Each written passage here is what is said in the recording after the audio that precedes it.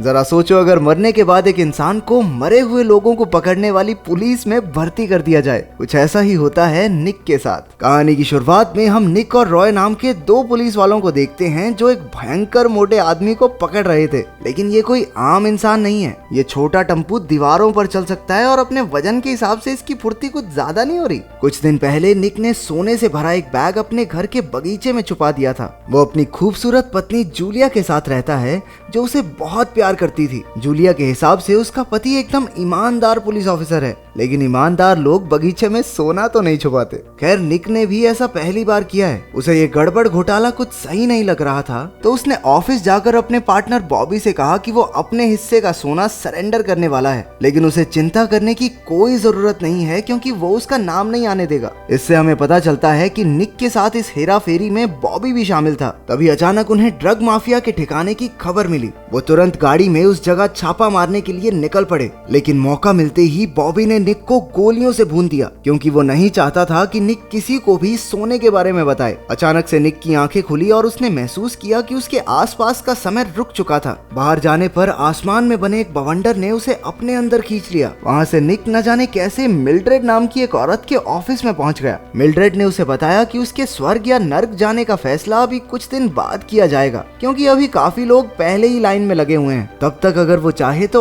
RIPD यानी rest in peace department में काम कर सकता है। ये सुनकर कि उसकी पोस्टिंग उसके अपने शहर बॉस्टन में ही होगी, निक भर्ती होने के लिए तुरंत मान गया। RIPD वालों का काम होता है धरती पर इलीगल तरीके से रह रहे मरे हुए लोगों को पकड़कर ऊपर भेजना। इन लोगों को डेडोज भी कहा जाता है। इसके बाद मिल्ड्रेड ने उसे अपने नए पार्टनर रॉय से मिलवाया जो अकेले काम करने में ज्यादा विश्वास करता था। थोड़ी देर बाद वो दोनों मिलकर एक साथ धरती पर वापस आए और निक अपने ही जनाजे पर पहुंचा। जूलिया को देखकर वो खुद को रोक नहीं पाया और भागकर उसके पास गया ताकि उसे सब कुछ सच बता सके, लेकिन वो उसे पहचान ही नहीं रही थी। वहाँ मौजूद पुलिस वालों ने उसे दूर हटा दिया। दरअसल धरती पर RIPD वाले एकदम अलग दिखाई देते हैं। रॉय एकदम खुर्राट बवाल लड़की था, जबकि निक एक बूढ़े चाइनीज आदमी जैसा दिखाई देता था। पहले मिशन पर रॉय ने बताया कि डेडोज अपने पीछे सुराग छोड़ते जाते हैं, जैसे मरे हुए पौधे, खराब इलेक्ट्रॉनिक डिवाइसेस वगैरह वगैरह, क्योंकि उनकी नकारात्मक ऊर्जा उनके साथ चलती है। वो दोनों स्टैनली नाम के एक आदमी से पूछताछ करने पहुंचे। वो उससे एक के बाद एक सवाल पूछते रहे और आखिरकार उसने अपना असली रूप दिखा ही दिया। निक उसे गिरफ्तार करने की कोशिश कर रहा था, लेकिन स्टैनली ने मौका देखकर उस पर हमला बोल दिया। इस सब में उसने अपना ही एक हाथ तक उखाड़ लिया। बाहर की तरफ भागते हुए वो सोने के टुकड़ों को निगलने लगा। निक ने उसे पकड़कर उसी के हाथ से उसे जबरदस्त चमाट दिए। उसके मुंह से निकले उन सोने के टुकड़ों को देखकर निक चौंक गया क्योंकि ये टुकड़े एकदम वैसे ही थे जैसे उसने बॉबी के साथ मिलकर चुराए थे। मौका देखकर उस डेडो ने फिर से निक पर हमला किया, लेकिन रॉय ने अपनी बंदूक से उसे उड़ा दिया। इसके बाद वो निक को उसकी पहले दिन की बेकार परफॉर्मेंस पर चिढ़ाने लगा। गुस्से में निक ने उसे चलती हुई बस के आगे फेंक दिया। बाद में निक ने रॉय को समझाया कि उन्हें इस सोने के बारे में पता लगाना चाहिए क्योंकि वो डेडो से बचाने की जी तोड़ कोशिश कर रहा था। अगले दिन रॉय निक को अपने एक डेडो खबरी एलियट के पास लेकर गया। निक ने उससे सोने के बारे में पूछा, लेकिन वो डेडो कहने लगा कि वो तो इस बारे में कुछ जानता ही नहीं। इसके बाद उन दोनों ने दूर से ही उस पर नजर रखने का प्लान बनाया। एलियट ने बॉबी को वो सोने का टुकड़ा पकड़ाया और वहाँ से निकल गया। अब इस केस में रॉय की भी दिलचस्पी बढ़ने लगी थी और वो दोनों मिलकर बॉबी का पीछा करते हुए निक के घर पर पहुंचे। इसके बाद बॉबी उनके गार्डन से वो सोने का बैग निकालता है जो वहाँ निक ने दबाया था। जूलिया के चेहरे से निक समझ गया कि ये सब देखकर वो कितनी निराश हो गई थी। दूसरी तरफ रॉय तो उस पर ही शक करने लगा। निक ने साफ सीधे तौर पर उसे समझाया कि ये सब उसने सिर्फ पैसों के लिए किया था, लेकिन वो ये बिल्कुल नहीं जानता था कि इस सोने का डेडोज से क्या संबंध है। वो दोनों बॉबी का पीछा करते हुए एयरपोर्ट पहुंचे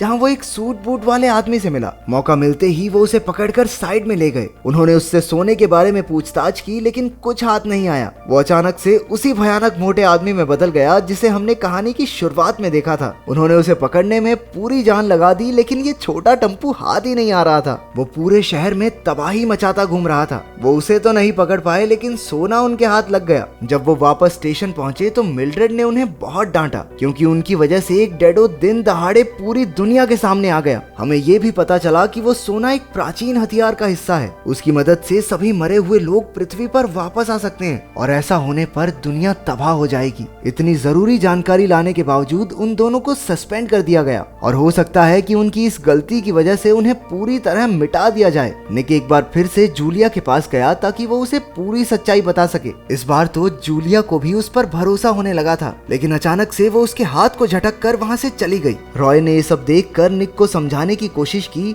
कि देख भाई, तू मर चुका है, वापस जा नहीं सकता तो उसे भी अपनी लाइफ में आगे बढ़ने देना। पहले तो वो ये सुनकर बौखला गया, लेकिन बाद में उसे एहसास हुआ कि रॉय बोल तो ठीक ही रहा है। उन दोनों ने साथ मिलकर डेडोज के प्लान को पूरा होने से रोकने का फैसला किया। निक को शक था कि बॉबी भी एक डेडो है, लेकिन उसने कभी बॉबी के पास मरे हुए पौधे या खराब हुए बिजली उपकरणों को नहीं देखा। रॉय ने बताया कि वो जरूर किसी चीज का इस्तेमाल करके अपनी नेगेटिव एनर्जी को छुपाता होगा। इस पर निक को याद आया कि वो एक ब्रेसलेट को हमेशा पहने रखता था। दूसरी तरफ बॉबी ने एक दूसरे डेडो से मिलकर उसे एक अजीब सी दिखने वाली चीज पकड़ाई। उनकी बातों से पता चला कि वो जल्द ही अपने प्लान में कामयाब हो जाएंगे। अगले दिन जूलिया ने बॉबी को फोन करके बताया कि कैसे एक चाइनीज बूढ़े ने उसके पास आकर एकदम उसके पति निक की तरह बात की। ये सुनते ही वो समझ गया कि निक RIPD ऑफिसर बनकर धरती पर लौट चुका है। इतने में निक और रॉय बॉबी के घर पहुंच गए। निक ने उस पर बंदूक तानकर कहा कि अपने ब्रेसलेट को निकाले। जैसे ही ब्रेसलेट हटा, उनके आसपास की चीजें सड़ने लगी। उसकी नेगेटिव एनर्जी इतनी ज्यादा थी कि उसने पूरे घर को बीच से फाड़ दिया।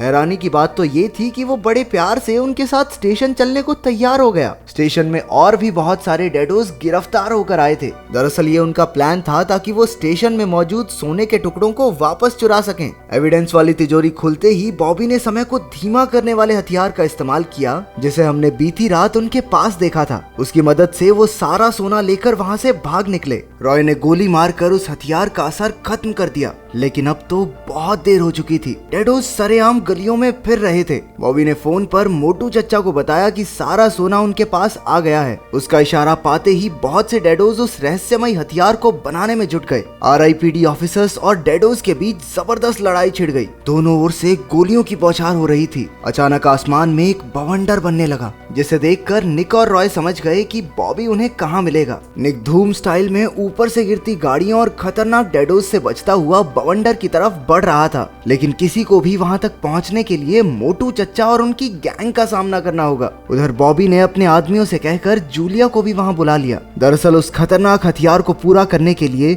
उन्हें एक इंसान के खून की भी जरूरत थी। बॉबी ने जूलिया के सामने अपना असली रूप दिखाया, जिस वजह से वो बहुत डर गई। दूसरी तरफ निक और रॉय मोटू चच्चा और उनकी गैंग से लड़ रहे थे। बिल्डिंग के टॉप पर बॉबी जूलिया की बलि चढ़ाने ही वाला था कि निक और रॉय एकदम सही टाइम पर एंट्री मार देते हैं। लेकिन बॉबी बॉलीवुड के विलेंस की तरह टाइम पास नहीं करता। उसने जल्दी से एक लंबे से डंडे को जूलिया के पेट के आर पार कर दिया। इसके बाद वो दोनों अपनी पूरी जान लगाकर उन डेडोज से लड़ने लगे। लड़ाई के दौरान उस हथियार ने जूलिया का खून खींचना शुरू कर दिया और अचानक से मरे हुए लोग आसमान से बरसने लगे। निक और रॉय किसी तरह डेडोज से लड़ते लड़ाते उस खतरनाक हथियार तक पहुंचे। रॉय उसे रोकने की कोशिश करने लगा, जबकि निक और बॉबी एक दूसरे से लड़ने लगे। बॉबी उस पर बुरी तरह से भारी पड़ रहा था। दूसरी ओर जब बहुत कोशिश करने के बाद भी वो हथियार नहीं रुका, तो रॉय ने अपनी रस्सी का इस्तेमाल करके एक छोटे ट्रक को ही उस पर लुढ़का दिया। इस सब से बॉबी का ध्यान भी भटक गया और निक ने मौका देखकर उसे बंदूक से उड़ा दिया। वो भागकर जूलिया के पास गया, लेकिन अचानक उनके आसपास का समय वैसे ही रुक गया जैसे निक के साथ हुआ था।